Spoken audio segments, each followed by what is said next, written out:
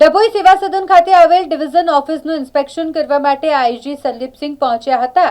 આ દરમિયાન તેરા તુજકો અર્પણ કાર્યક્રમનું પણ આયોજન કરવામાં આવ્યું, જેમાં 78 જેટલા અરજદારોને પોતાની ખોવાઈ ગયેલી વસ્તુઓ જે પોલીસ દ્વારા રિકવર કરવામાં આવી હોય તે પરત સોંપવામાં આવી હતી। આ દરમિયાન વડોદરા ગ્રામ્ય જિલ્લા પોલીસ વડા સુશીલ શર્મા ખાસ ઉપસ્થિત રહ્યા હતા। ડીવાયએસપી આકાશ પટેલ સહિત પોલીસ સ્ટેશનના પીઆઈ અને અન્ય પોલીસ કર્મીઓની હાજરીમાં આ કાર્યક્રમ યોજાયો હતો। અધિક્ષક શ્રીની કચેરીઓ હોય છે, એના ઇન્સ્પેક્શન રેન્જ લેવલથી અમારી કચેરી દ્વારા લેવામાં આવતા હોય છે।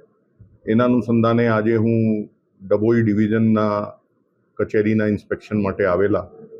એ દરમિયાન બડોદરા એસપી શ્રી તરફથી તેરા તુજકો અર્પણ પ્રોગ્રામનું પણ આયોજન કરવામાં આવ્યા।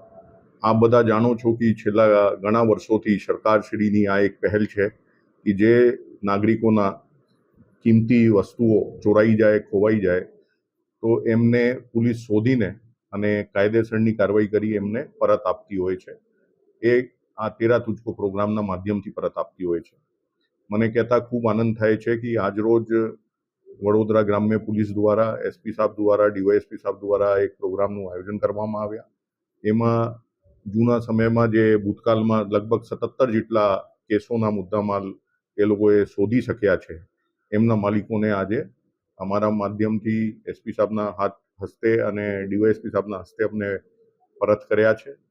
તો આ માટે હું તમામ બડોદરા ગ્રામ્ય પોલીસના અધિકારીઓને અને કર્મચારીઓને અભિનંદન પણ આપું છું।